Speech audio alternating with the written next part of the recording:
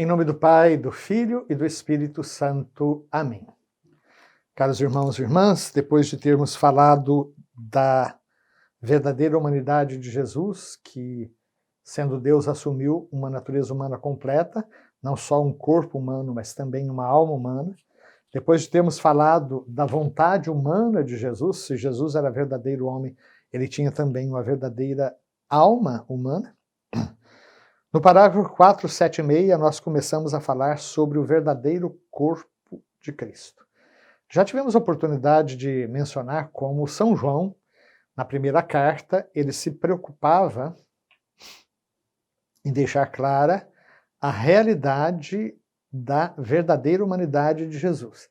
São João, que no Evangelho vai levar aos cumes da reflexão a verdadeira divindade de Jesus, né? No princípio era o Verbo, e o Verbo estava com Deus, e o Verbo era Deus, e o Verbo se fez carne e habitou entre nós.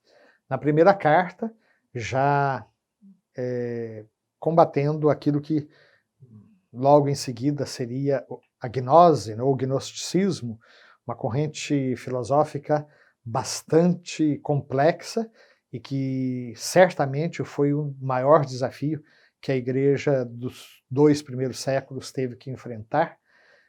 Até recentemente, o gnosticismo só era conhecido através da obra dos Santos Padres, particularmente Santo Irineu, que no século II já escreveu uma obra chamada Contra as Heresias, aonde ele descreve o pensamento gnóstico, que, dentre tantas outras coisas, negava que Jesus tivesse um verdadeiro corpo humano, que fosse um verdadeiro homem. Agora, nós estamos já no século VIII.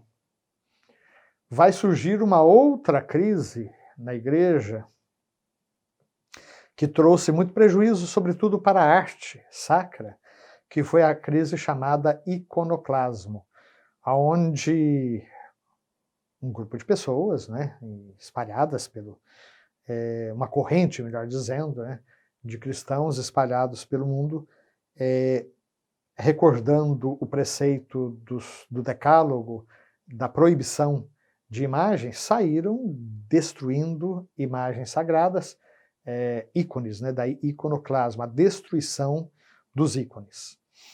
E a igreja vai se reunir mais uma vez em Niceia, a mesma cidade da Ásia Menor, onde ela defendeu a verdadeira divindade de Jesus, né? Quando ela disse que ele era o Verbo, era Deus de Deus, luz da luz, Deus verdadeiro de Deus verdadeiro, gerado, não criado, consubstancial ao Pai. Agora, no século VIII, ela volta a se reunir em Niceia, mas desta vez para falar mais uma vez sobre a verdadeira humanidade de Jesus. Uma vez que o Verbo se fez carne, assumindo uma verdadeira humanidade, o corpo de Cristo tinha os seus contornos, como qualquer corpo humano. E nesse sentido, o rosto humano de Jesus poderia ser, por exemplo, desenhado, pintado. Era possível fazer um busto de Jesus, uma escultura de Jesus.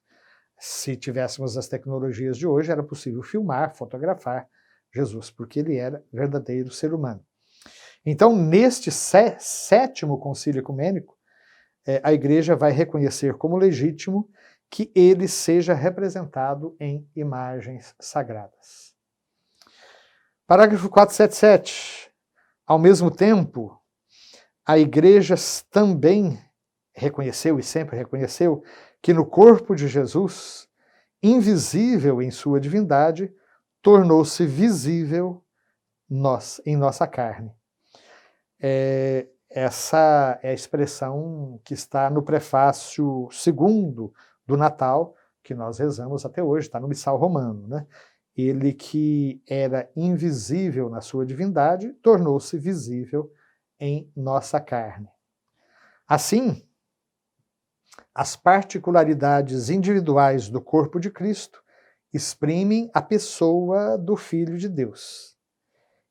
O Filho de Deus, segunda pessoa da Santíssima Trindade, fez seus os traços do corpo humano assumido no ventre de Maria, a ponto de que, pintados numa imagem sagrada, poderem ser venerados, pois o crente venera sua imagem, venera nele a pessoa que está pintada. É assim que se pronuncia o segundo concílio de Nicéia, o sétimo concílio ecumênico. Vejam, muitas vezes a igreja é acusada de idolatria pelo fato de ter as imagens. O que é um ídolo? Ídolo é aquilo que você coloca no lugar de Deus. Então, o ídolo pode ser uma pessoa. Aquele que ama seu pai, sua mãe, seu filho, sua filha, mais do que a mim, não é digno de mim. Então, uma pessoa, o pai, a mãe, o filho, a esposa, podem se tornar ídolos se nós os colocamos no lugar de Deus.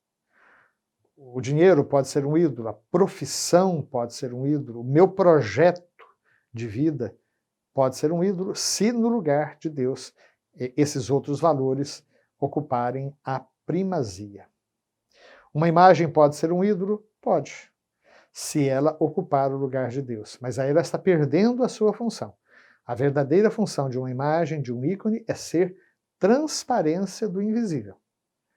Ou é nos levar, a mente e o coração, para a realidade superior que ela quer representar. Nós podemos comparar com uma fotografia. Evidentemente, as fotos que eu tenho da minha mãe, do meu pai, de saudosa memória, não os substituem. Mas se alguém chegar em casa e rasgar uma foto da minha mãe, eu certamente vou ficar muito aborrecido, porque aquela fotografia é para mim cara, porque ela leva a minha mente, a minha memória, o meu espírito para a realidade que elas querem representar, ou seja, a figura da minha mãe, a figura do meu pai. Assim também, uma imagem de Maria, uma imagem do crucificado, não pode ser um objeto independente. Ela sempre tem essa finalidade de elevar a nossa mente e o nosso coração para as realidades transcendentes. Então vejam, já no século VIII, mais especificamente no ano 787, reunidos mais uma vez na cidade de Nicéia, a igreja vai dizer que o Cristo, ou melhor, o Verbo de Deus, ao assumir a nossa natureza, ele assumiu os traços do seu corpo humano, a ponto de que, pintados numa imagem sagrada, eles podem ser venerados, pois o crente que venera a sua imagem, venera nela, na imagem, a pessoa que está ali representada, que está ali pintada. É interessante como, sobretudo os pintores ortodoxos, eles se preparam muito longamente, com oração, com jejum, com penitência, antes de se colocar a obra quando ele vai desenvolver a pintura ou a imagem de um ícone, né, que pretende ajudar a elevar o espírito. Aliás, uma coisa impressionante é como nessas igrejas antigas, hoje ainda existem, certamente. Se nós formos, por exemplo, no Santuário do Pai Eterno, lá em Trindade, nós vamos ver como os vitrais, eles servem como uma verdadeira catequese, sobretudo para quem tem dificuldade de leitura. Durante muito tempo, os vitrais nas igrejas eram uma verdadeira catequese ali resumida, sintetizada, para o povo que em outras ocasiões era em grande parte analfabeto. Isso não significa que eles tenham perdido o seu valor para nós, que hoje conseguimos ler diretamente não só os textos bíblicos, mas também os documentos da igreja. Eles continuam realizando a sua função de elevar nossa mente, nossa alma para o eterno. Aí sim, o ícone cumpre a sua verdadeira função. Peçamos então ao nosso bom Deus que nos abençoe, que abençoe nossas famílias, hoje e sempre. Amém.